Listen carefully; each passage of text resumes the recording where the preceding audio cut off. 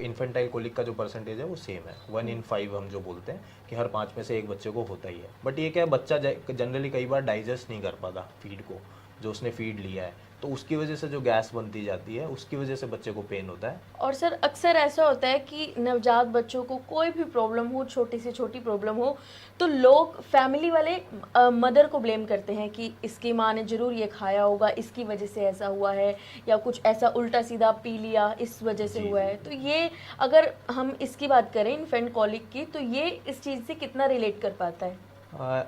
ऐसे केसेस काफ़ी आते हैं कि मदर का क्वेश्चन होता है, या जो उनकी मदर होती है उसका, कि जी। हमने चना खिलाया था या कुछ हैवी खा लिया मदर ने तो उसकी वजह से बच्चे को होता है। बट ऐसा नहीं होता है, ये जस्ट एक मिथ है कि मदर ने कुछ खाया और उसकी वजह से बच्चे को हो रहा है, क्योंकि मदर तो अपना मिल्क दे रही है, दैट इज़ उसके लिए, बच्चे के लिए ठीक है वो। बट ये क्या है, बच्चा जनरली कई बार डाइजेस्ट नहीं कर पाता फीड को, जो उसने फीड लिया है, तो उसकी वजह से जो गैस बनती जाती है उसकी वजह से बच्चे को पेन होता है। तो उसमें मदर के खाने पीने से कोई रिलेशन नहीं है इसका। और सर जैसे अक्सर देखा जाता है कि गैस पास करते हुए बच्चा रोने लग जाता है बहुत, ऐसा क्यों?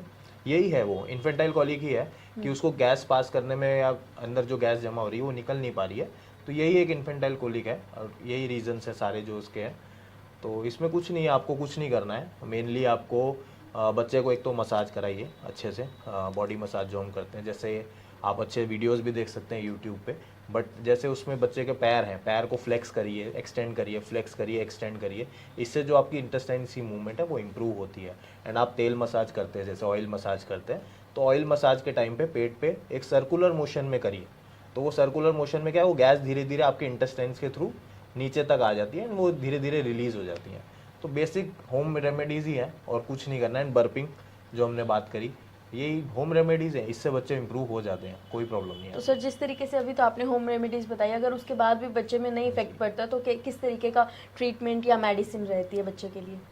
एक्चुअली इसमें हम बोलते हैं रूल ऑफ 3, कि मतलब दिन में 3 घंटे से ज़्यादा हो, हफ्ते में 3 दिन से ज़्यादा हो, and for more than 3 weeks हो, तो रूल ऑफ 3 हो गया। तो इससे अगर ज़्यादा रह रहा है कंटिन्यूसली विद होम रेमेडीज़ आप कर रहे हैं उसके बाद भी, तो फिर आपको अपने नज़दीकी डॉक्टर से कंसल्ट करना चाहिए। फिर कहीं कोई सर्जिकल कंडीशन ना हो एंड या कोई और कॉजेज़ ना हो उसके, तो इसके लिए आपको फिर अपने डॉक्टर को कंसल्ट ज़रूर करना चाहिए। और सर जैसे आज के समय में क्या है कि बच्चा मदर तो उसे फीड कराती है, लेकिन जो पाउडर मिल्क आता है, लाइक लैक्टोजन टाइप्स जो Yes, मिल्क yes, आते हैं, वो बच्चों को दिया जाता है। तो क्या ये इन्फेंट कोलिक उससे रिलेट कर पाता है? उसका इफेक्ट पड़ता है बच्चे के गैस पर या कुछ? जो ये फॉर्मूला फीड्स हैं और वर्सेस हम ब्रेस्ट फीड बोले, तो दोनों में हम लोग इन्फेंटाइल कोलिक का जो परसेंटेज है वो सेम है, 1 in 5 हम जो बोलते हैं कि हर 5 में से एक बच्चे को होता ही है। आप चाहे उसको फॉर्मूला फीड कराओ, चाहे आपको उसको ब्रेस्ट फीड कराओ, अगर उसको डाइजेशन में कहीं प्रॉब्लम है, डाइजेस्टिव ट्रैक्ट जैसे इमेच्योर है या अच्छे बैक्टीरियाज की कमी है जो डाइजेशन में हेल्प करते हैं, तो वो चीज़ दोनों में आनी है, तो कोई अलग से उसमें नहीं होता।